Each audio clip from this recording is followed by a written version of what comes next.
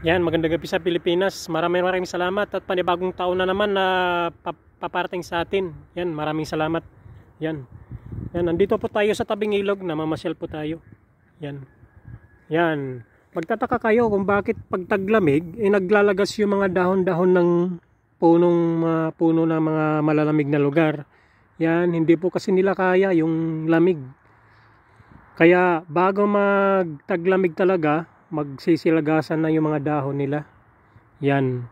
Tsaka magtaka kayo, yung ilog na ito, kukunti lang yung nangangawil kasi may permit po dyan. Kung sino yung nangangawil, yung mangangawil dyan sa ilog na yan, may permit mo, kailangan ng permit.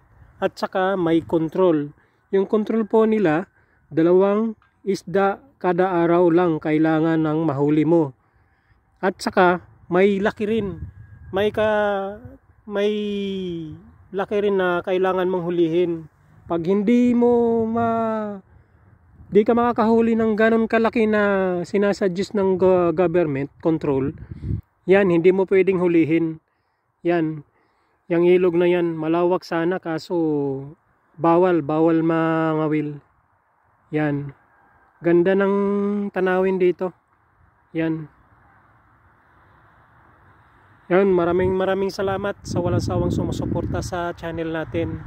Yan yung page natin, lugmok na. Yan, dito na lang tayo sa YouTube. Yan. Yan, ang ganda ng panahon. Yan o. Yung doon banda po, sa unahan, yung sa taas na yan, papraha po yan. Yan, pababa dito.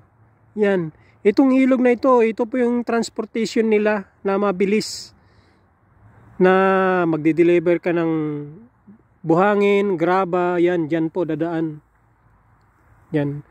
Kasi nandun ata sa baba yung kinukuhanan nila ng graba at saka buhangin. Yan. Ganda ng yung mga puno na yan, oh.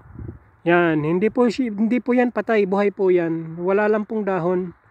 Yan, yun yung playground nila nandun sa unahan, oh. Yan. Oh, maraming salamat sa walang sawang sumusuporta sa channel natin. Yan, maki-like and share naman po at maki-subscribe na rin po. Yan. Maraming salamat. Yan. Bye-bye.